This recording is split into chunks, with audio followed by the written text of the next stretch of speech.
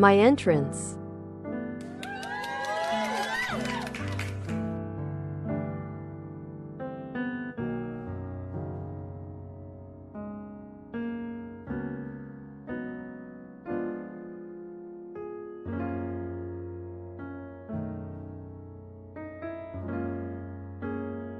My brodas, welcome to another PrisciTV show.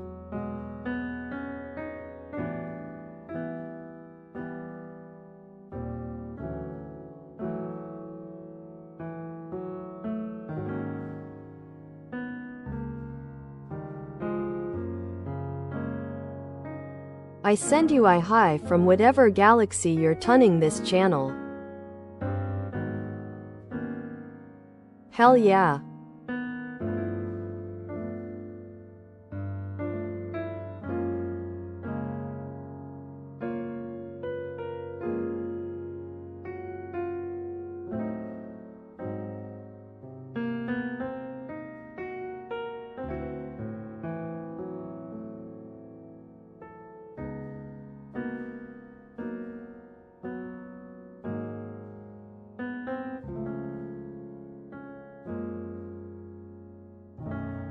Yeah, there were birds on the background, lololol.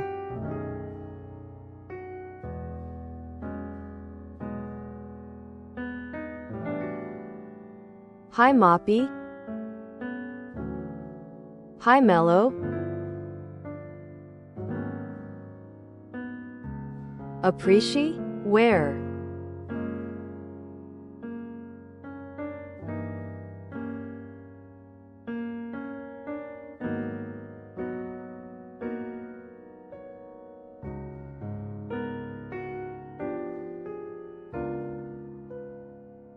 Hi Onolith.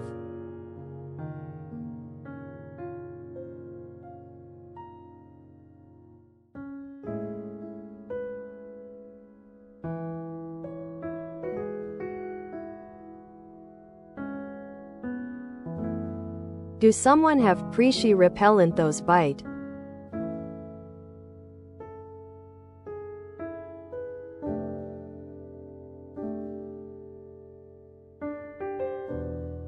I don't want so crazy. I don't want some crazy Prisci rabies.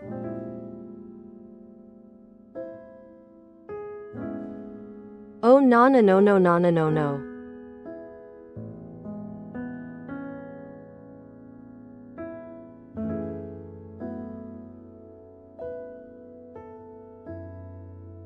Prisci protected species, lololol. A gun.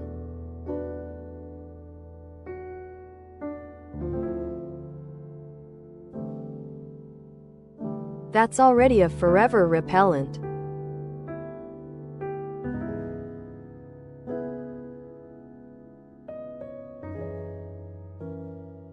Pew pew pew pew pew pew.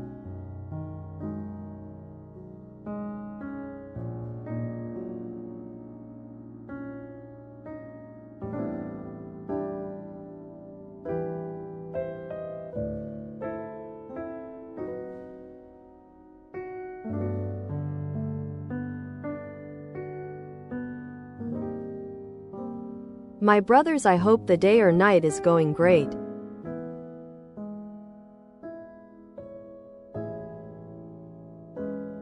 Today, sorry if the wait was long.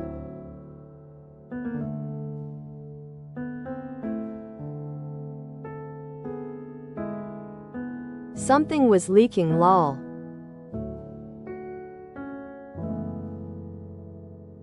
Was leaking ketchup.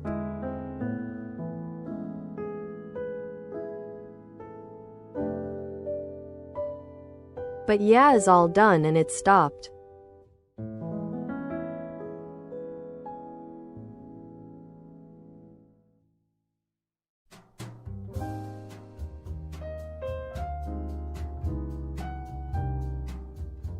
Prisc infestation.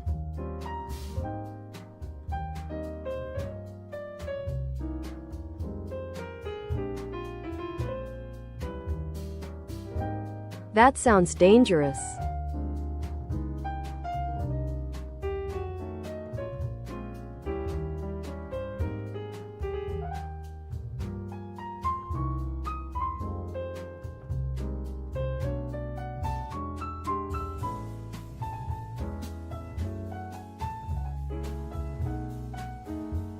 I imagined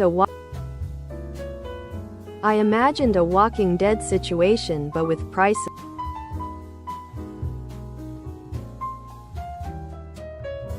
I imagined a Walking Dead situation but with Prisci.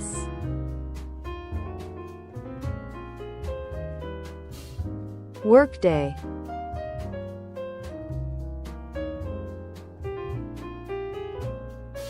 Well, happy workday to all the works.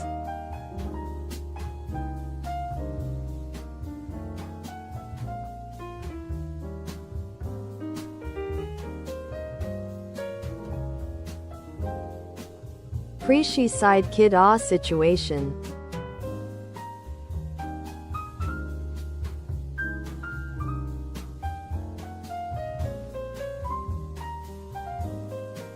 No, don't turn me into a portable Tamagotchi pet. Lol lol lol.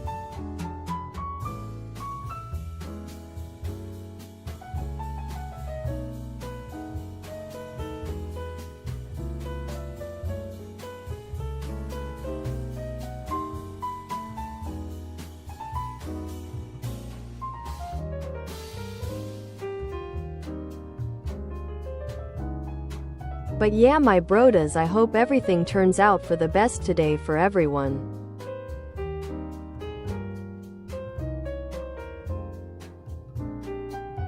Marketable plushie.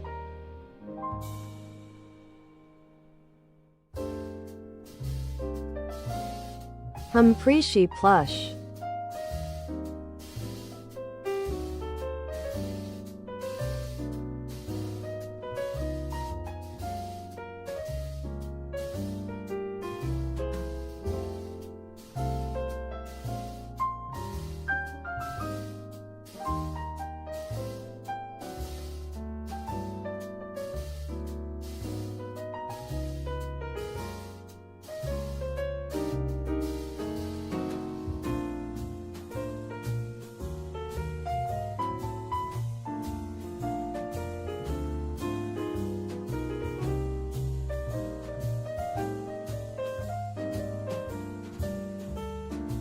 Well, someday if the Prisci gang gets bigger, there's a possibility of a plushie, and that would be awesome, but I gotta work hard. Yep.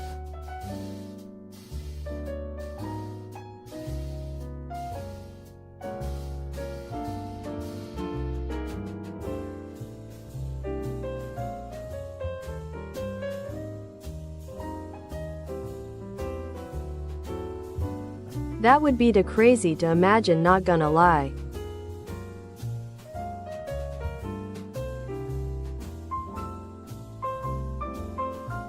But still would be crazy if that happens. But yeah.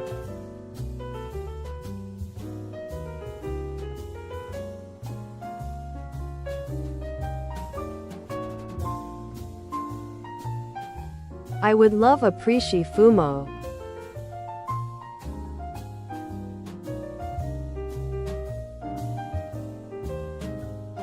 That would be the prefect Prisci plush. That would be the perfect prince plush. Wait, what? Fucking Google.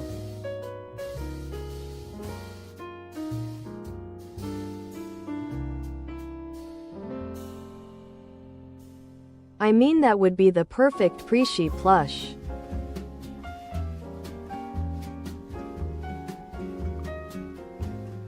PWWF.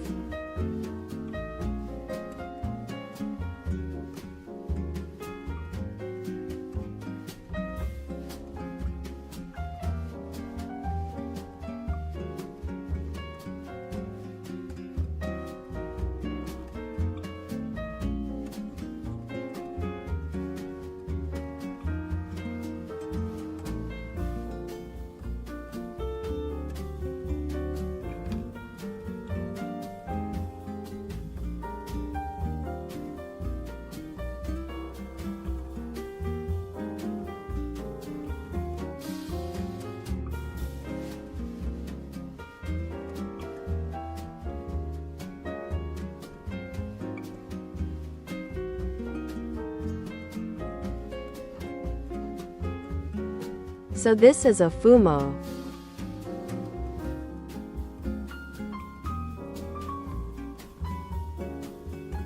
Is like a plushie line.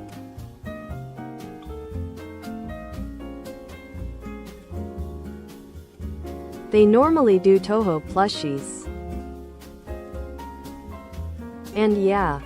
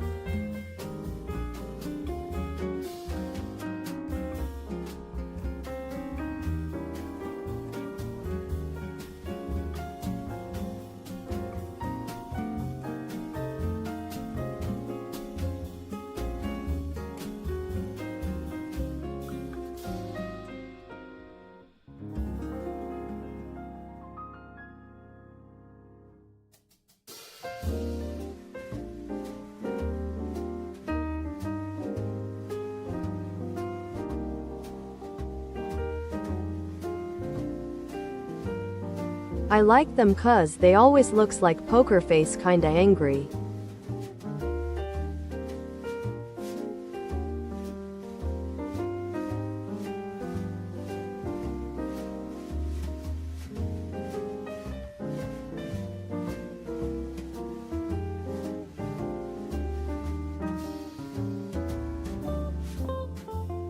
There's also the Eucharist.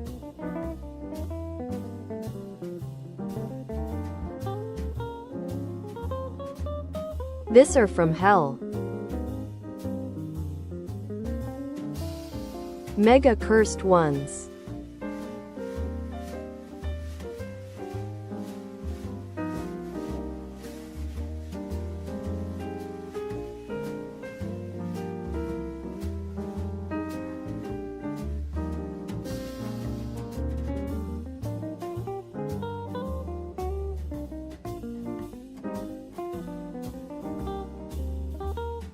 Comes in cursed shapes too.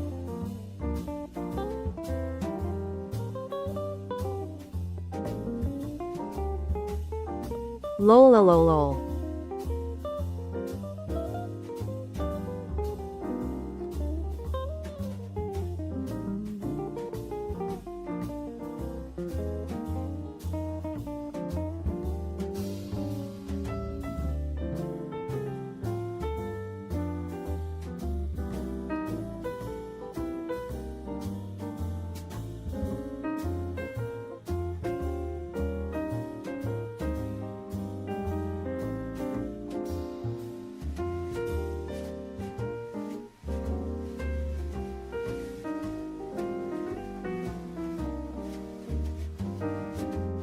A Prisci box lololol.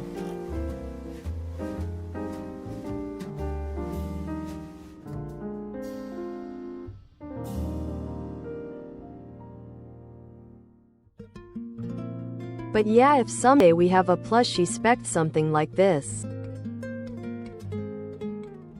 Cursed AF.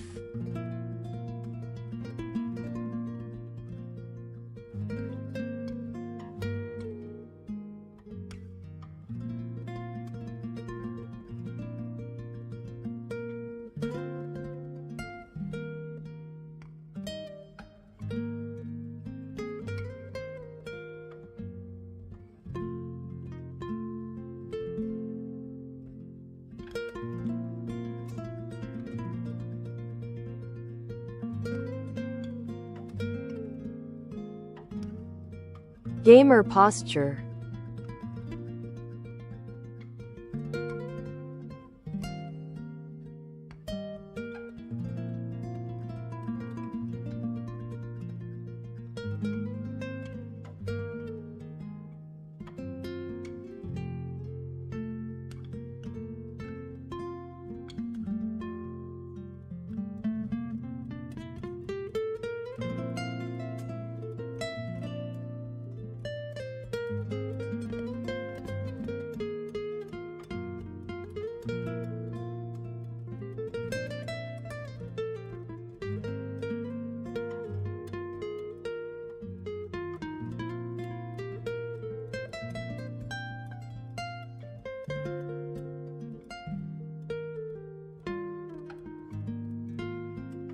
I love plushies but I can't have them lolololol. For now.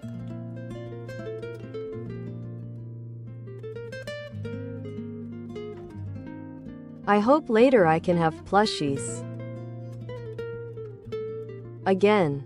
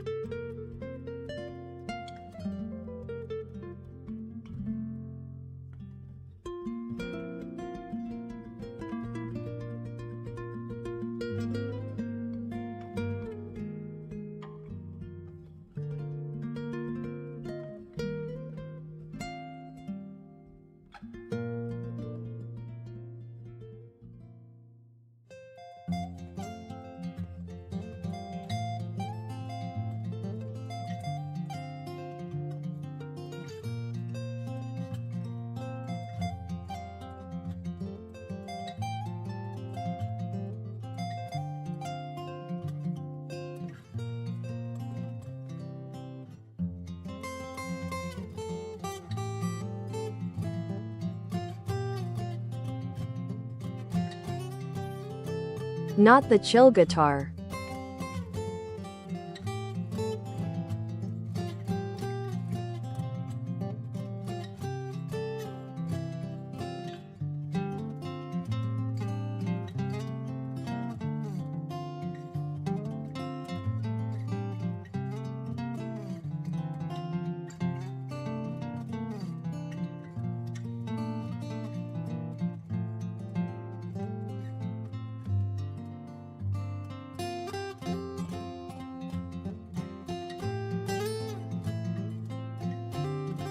Min the pic is saved as Fat Ass Tito plush.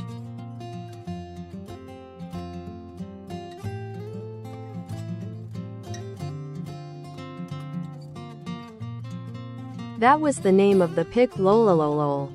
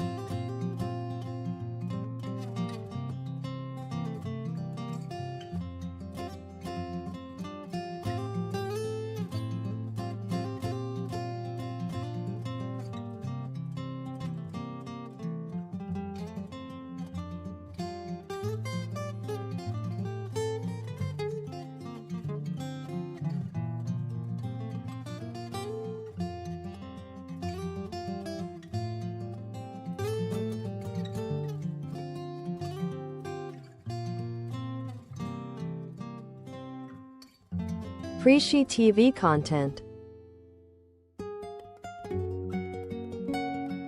Top tier aw shit.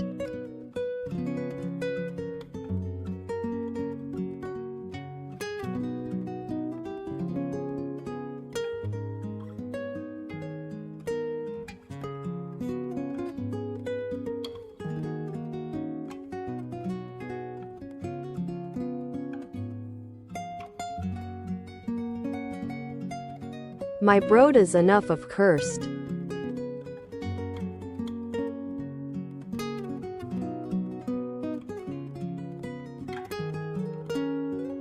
Time for some knowledge. Or maybe brain rot. Call it how you want lololol.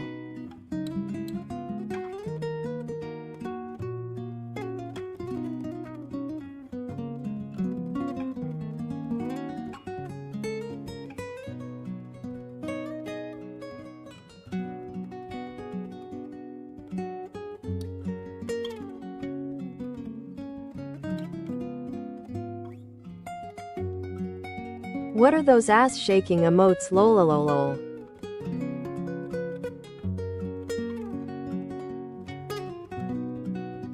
Well, I have a better one.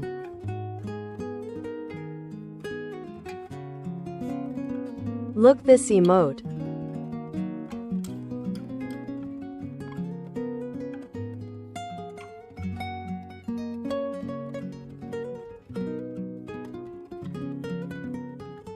Is a crinmo emote.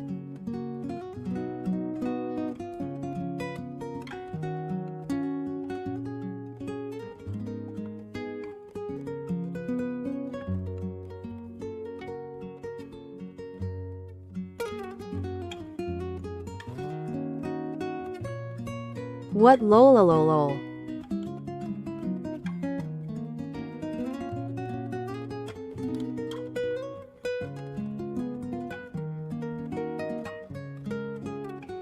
To the corner and with the shame cone hat.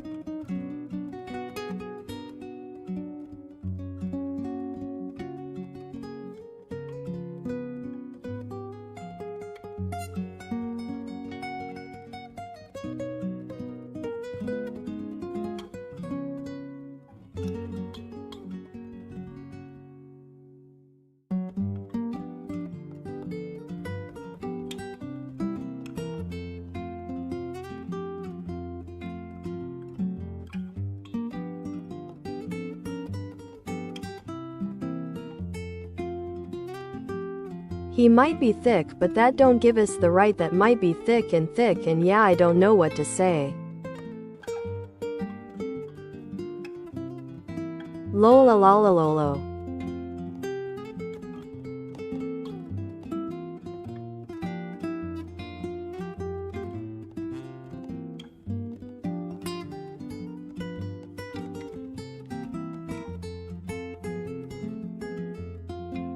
My broda's time for some vids.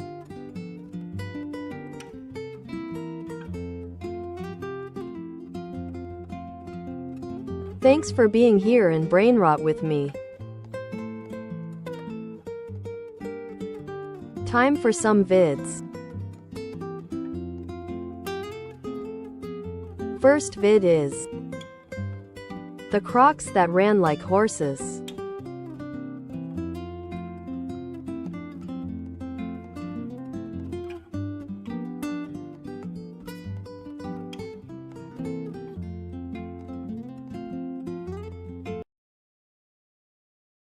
The Caprosuchus is one of the coolest reptiles to ever live.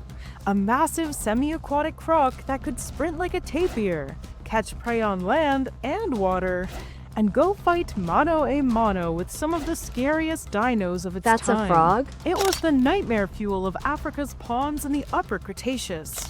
But amazingly, all we know about this beast, we know from just the head, and its biology is a puzzle we've been putting together for decades. This is the Caprosuchus.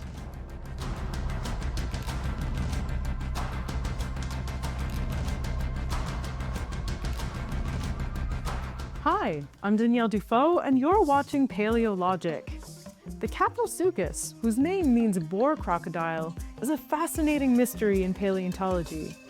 All we've ever found is one skull, but the clues within it and the broader ecosystem where it lived paint a picture of a fearsome predator who lived to kill. The Caprosuchus lived in the swamps of Africa about 100 million years ago.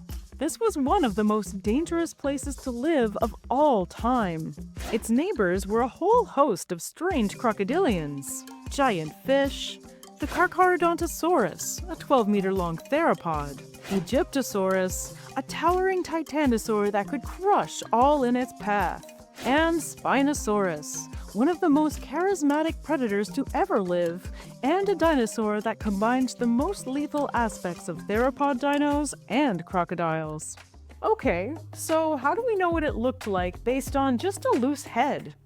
Let's start with the obvious. The skull is about 60 centimeters long, which, depending on how you extrapolate the info, suggests that it could have been up to 6 meters long. Although based on other similar crocs of the time, it was probably closer to 3 meters long. The teeth were gigantic and stuck out menacingly, like those of a boar. That similarity to Pumbaa and other pigs gave it its name. Yeah, you can kind of see it, but saber-toothed croc would have been a much cooler name. But then there were the more subtle hints that this was a bad croc. The eyes are more forward-facing than those of living crocodilians. This gave them overlap in vision, which in turn gave them depth perception. So their eye positioning was more similar to, say, a wolf than it was to alligators. Their teeth were long and sharp-edged, rather than conical like most aquatic crocodiles. The long, upwards-facing nostrils and the keratinous sheet on the snout were likely protection from high-speed impacts with potential prey. So this wasn't an animal that did much waiting. When it was hungry, it went on the prowl. These features in a vacuum suggested that this was a terrestrial hunter, but studies on its closest known relative, the Mahajanga show that it was likely semi-aquatic, which is hinted at by its high-mounted eyes. It might have spent most of its time in the water, but could chase prey on land when necessary. It's a bit of a bummer because in our mind, they went from looking like this to closer to this. But hey, science is about getting even closer to the truth, not to pick whatever looks cooler and stick with it. Waterproof mode. Still, a torpedo saber-toothed croc is pretty awesome. It's not like we're saying it was some sort of rat 4x4 croc car. or anything. Oh, right. Rat crocs were also in that part of the world in that period of time, and they were awesome. It's hard for us to picture, but crocodilomorphs occupied much more diverse niches back then than they do now, and had more varied diets and body plans than the slow aquatic giants we have today. Their name, Araripesuchus ratoides, comes from their long buck teeth in their lower jaw. This type of teeth, along with their unusual tooth wear, the lack of canine-like teeth, and the serrated edges, are strong indications that it might have been an obligate herbivore. Imagine a vegetarian croc. The teeth were probably used to dig for food, much like a boar uses its teeth. Hey, wait a second. We have no direct evidence, but it's possible that Caprasuchus could have used its long teeth to dig out prey out of riverbanks. A big pad of keratin on its snout would have been handy for rooting around for snacks. Hopefully one day we'll get to know more about the eating habits of all these weird crocs. Rat crocs were about 1 meter long, so if anything, they were more like capybara crocs. Their legs were directly below their body, like a dog or a rodent, and that, combined with their relatively small size, gave them the ability to run much like the mammals of today. Also like dogs, they probably had the ability to stand up on their hind legs for short periods of time. There have been some misunderstandings regarding this, with some media calling them bipedal. But as far as we know, they spent most of their time on 4 legs and would only stand up for the same reasons a dog does. But maybe there was a bipedal croc. Some croc cousins, called crocodilomorphs, had several species of scary bipeds in the Triassic, who jogged the Earth 100 million years before rat crocs could gnaw it. But more recent Cretaceous tracks of these mysterious crocodilomorphs have been found in places as remote as New England and South Korea. Judging by their steps, the South Korean species had legs about as long as mine, but with their tail and long snout, they were probably about 3 meters long. Since we only know that species from their tracks, we call them an ichnospecies, and these particular bipedal croc prints are generally known as Batrachopus. It might just be a matter of time until we find a Cretaceous croc that could walk the dinosaur. Which leaves us with the last question. Who would win in a fight? Croc-looking dino or dino-looking croc? Let me know in the comments what you think. The croc world is amazing and richer than we ever thought. Almost every year there's new discoveries of amazing species that upend our ideas of what it means to be a croc. We didn't even get to talk about the armadillo croc, the duck croc, or Postosuchus, a croc-like creature with the head of a T-Rex. But we'll talk more about them next time.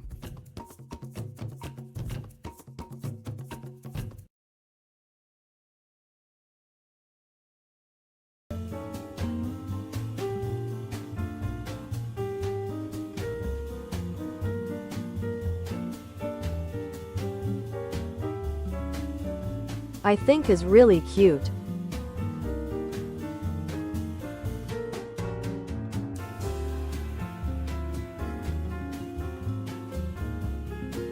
Thanks for da video.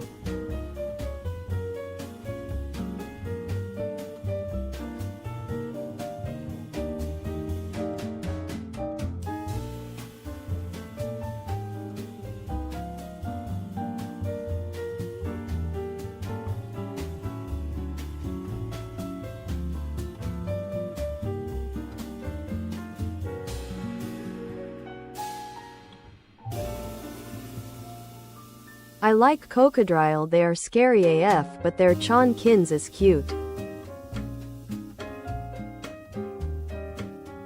Chonkines. Chonkiness. Chonkiness is cute.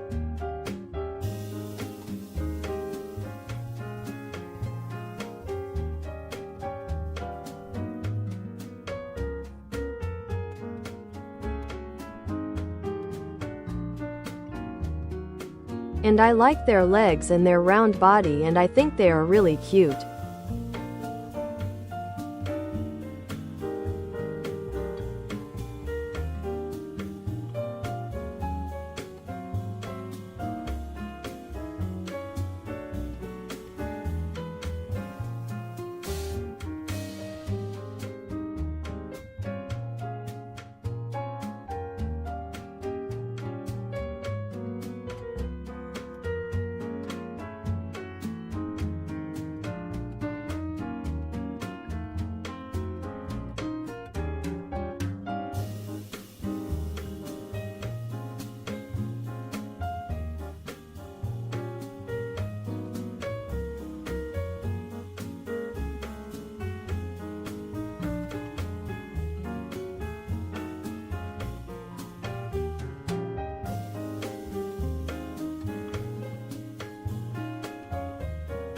Told y'all. Yeah. Chonky boy is cute, but not as cute as Prisci.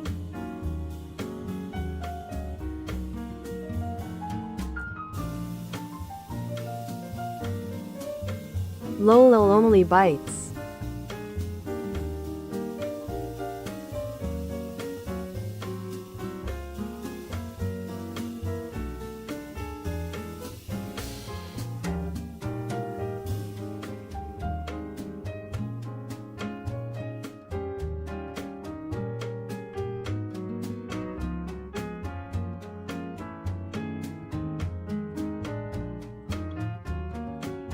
Delta, thanks you so much for the 2 years. Holy shit, a long time. Thank you so much, I mega appreciate it. I kneel.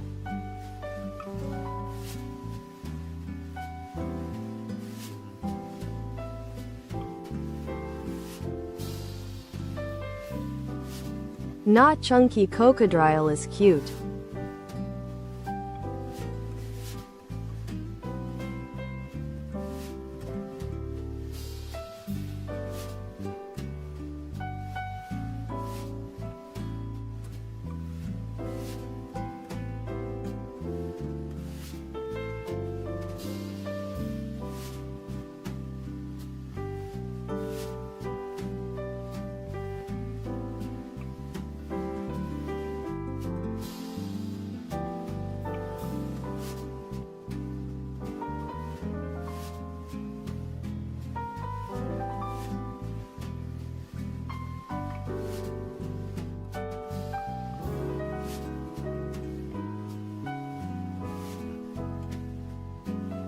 He looks very coffee, very polite.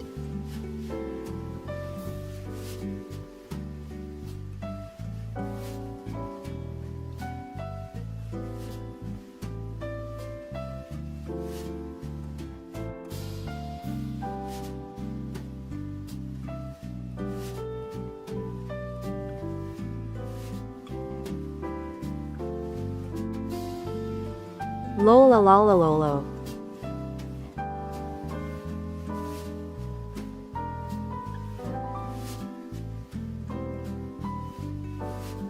The fuck is this? Is the Donkey Kong boss?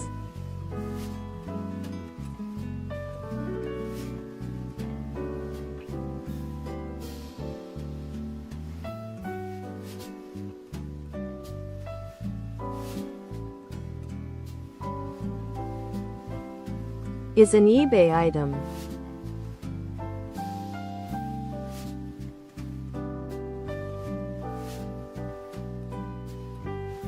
Gotta be Aussie. Lola Lolo.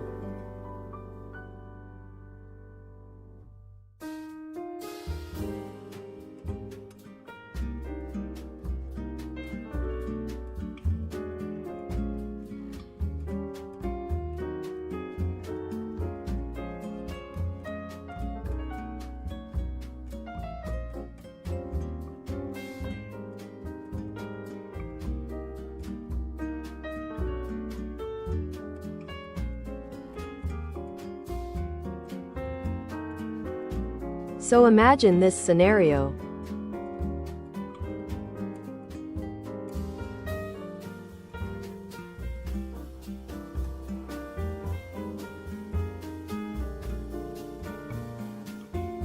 Drinking coffee with you thick coffee cup. Drinking coffee with your thick coffee cup.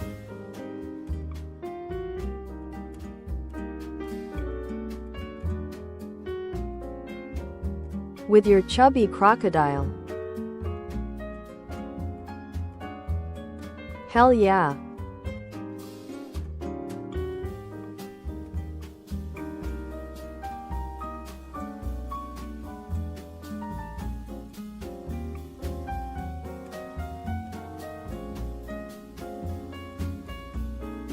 Aw yeah, his level theme is cool AF.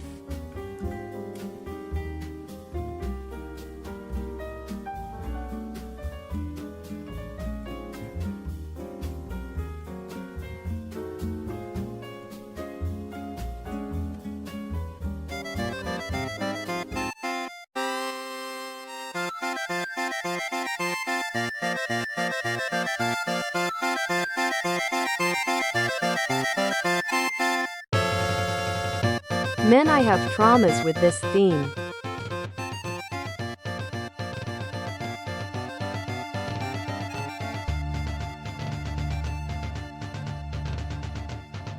When I was small, this level was like mega hard for me.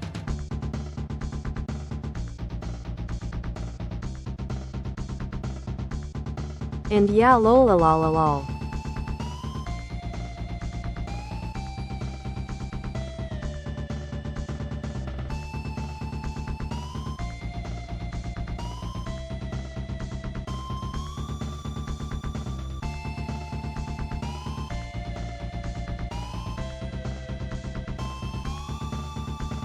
Enoch.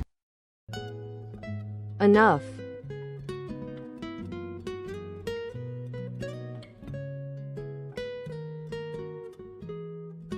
Moving on.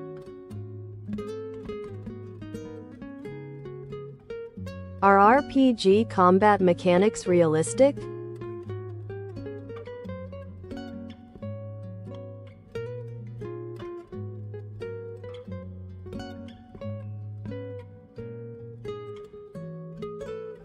This is gonna be something lol. Most people's only experience with sword fighting is from video games. And video games have bars, like stamina bars, health bars, or magic bars. But how realistic are those really? Well, a mana bar is obviously unrealistic. Speak for yourself. But how realistic is a health bar? Well, the way it's done in video games isn't that realistic for a number of reasons. Of course, when you get hit, you get hurt and you take damage. But in most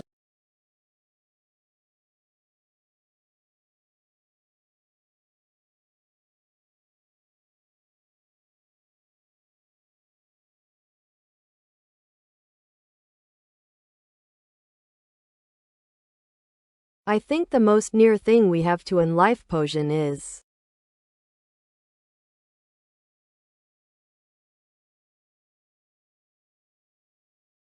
a fucking adrenaline injection.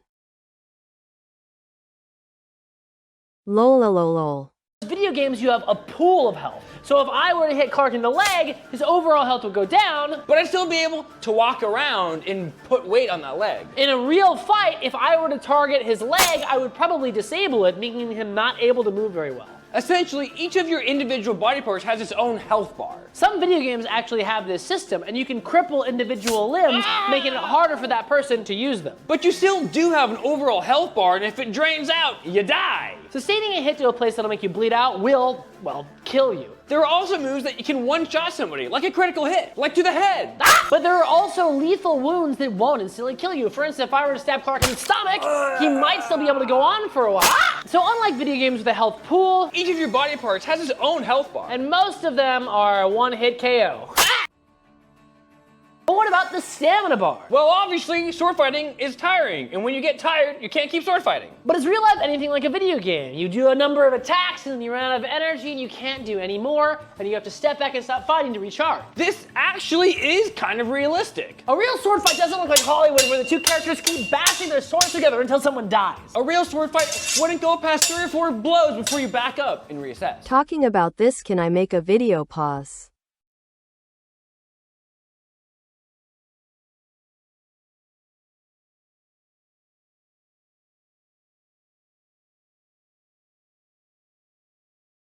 We were in the middle of our tournament when my friend John said he found a body in the bushes over there. I ran over there because I'm a healing monk to try and help, but obviously my magic wasn't strong enough because the dude's body was missing a head. So my friend decided to try and use a necromancer spell, which didn't work, which I knew it wouldn't. And apparently we contaminated the crime scene because that spell uses a lot of glitter.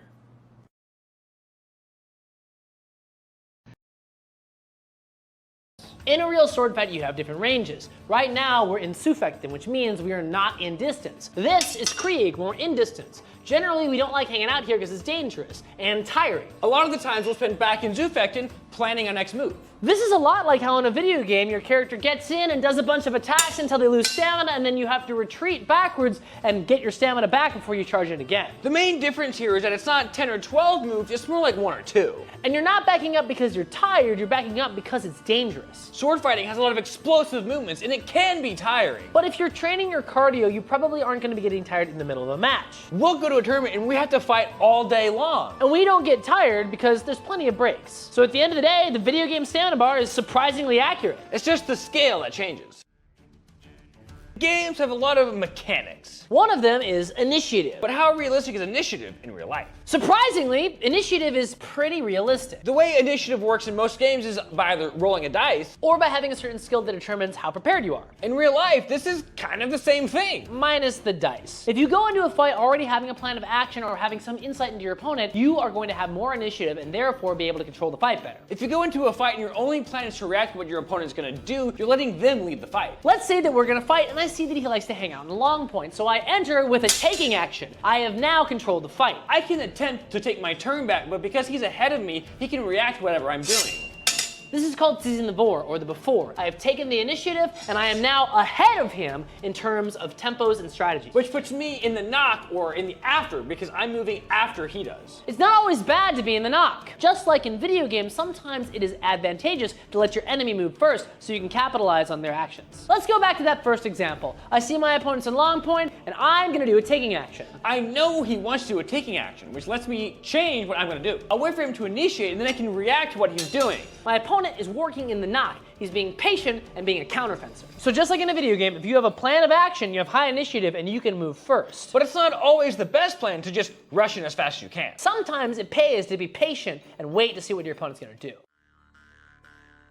In D&D and other games, you can get what's called an attack of opportunity. The way it works is if somebody runs through a hostile's range, Or if you turn your back on a hostile opponent to leave.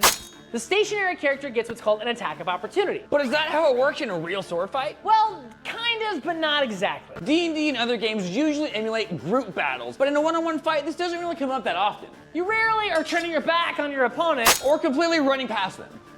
but there are still times you can get an attack of opportunity. If your opponent enters into range without a guard, you get a free attack. And furthermore, unlike in D&D, where if somebody's moving into a range to attack you, you don't get an attack of opportunity. In real fencing, if they're moving into range but their attack is too slow, you can absolutely hit them on the way in. This is called an attack in preparation. So not only is the attack of opportunity from D&D pretty realistic, There are even more chances to get an attack of opportunity than you might think.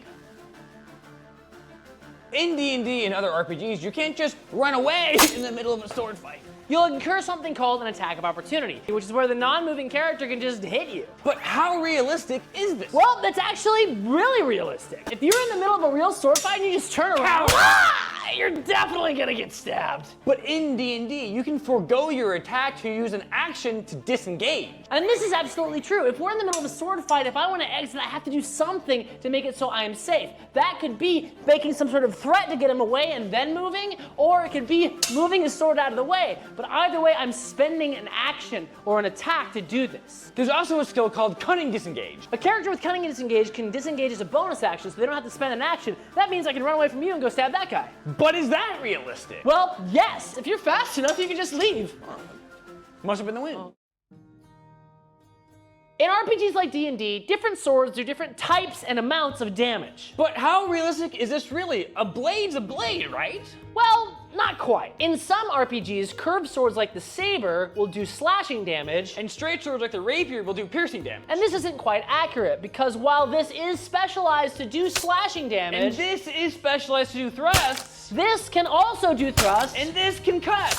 Funny enough, D&D actually gets this right. It says that this is specialized at slashing but can thrust. And this is specialized in thrusting, but it can't slash. Things get a little bit more confusing when we talk about weapons that are similar but of different sizes. This is a great sword, and in D&D, it does 2d6 slashing damage and 1d6 piercing damage. This is a longsword and does 1d8 slashing damage, or either 1d4 or 1d6 piercing damage. But that's not quite accurate. Both of these are just gonna kill you. Getting hit with either of these is game over. The reason the great sword is considered more deadly isn't because it's hitting with more force necessarily, it's because it's so much longer. I can combat my opponent from further away.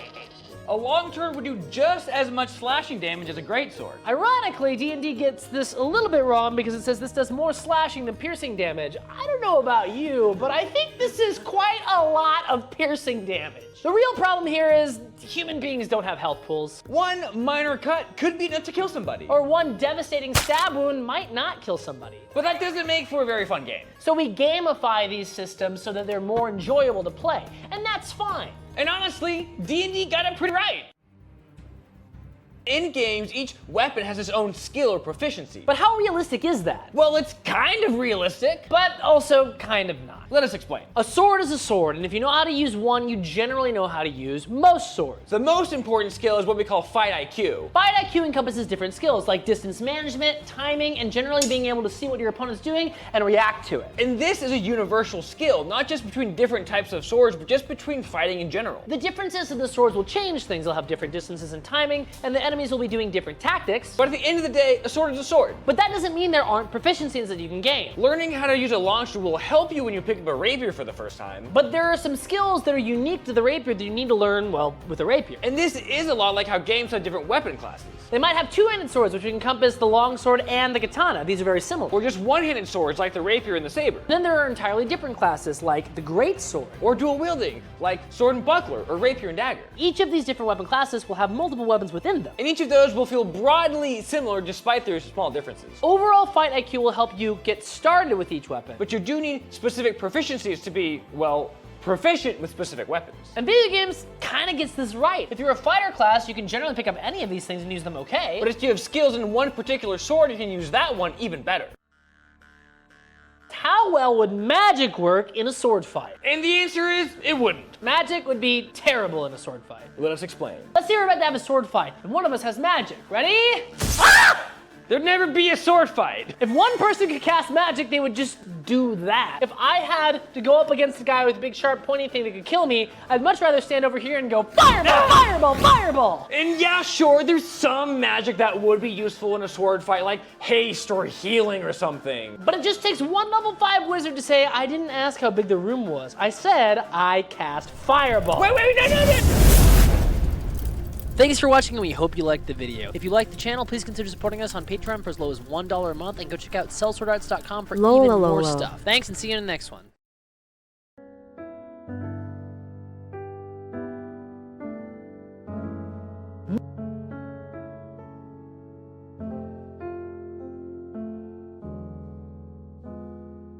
I cast gun Lololo.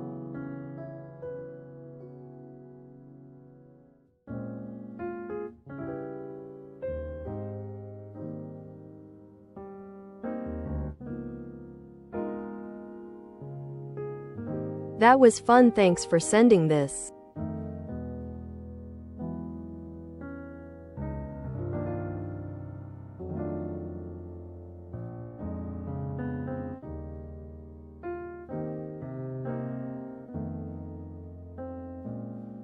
Definitely cheeking more of then.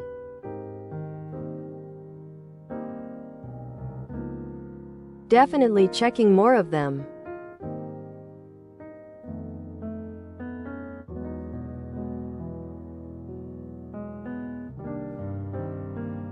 Fun RPG channel.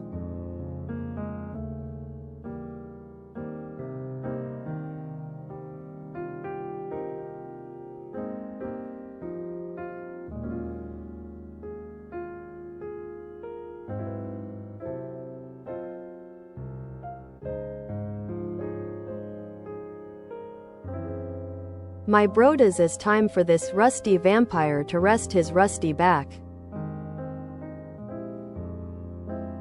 Thanks for being here.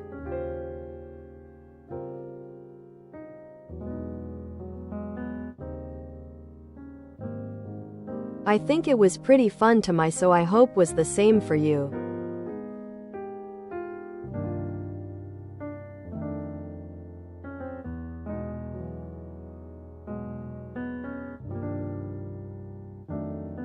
Thanks for participating, for being here and sending videos.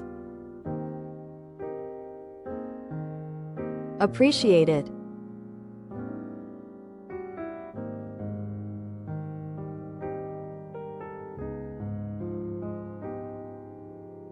Without y'all, this wouldn't be the same. Thanks y'all so much.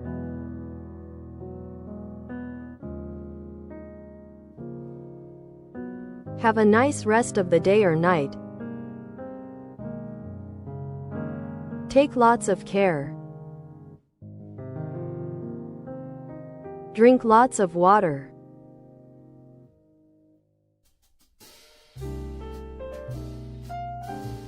And please donate plasma if you can.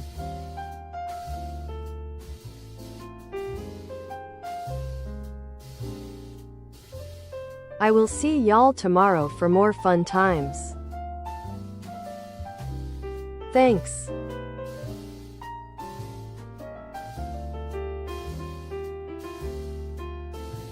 Huge crow for y'all too.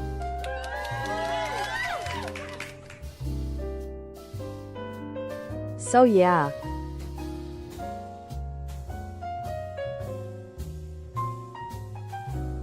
맞다네 잣도さん See you all. See you all. And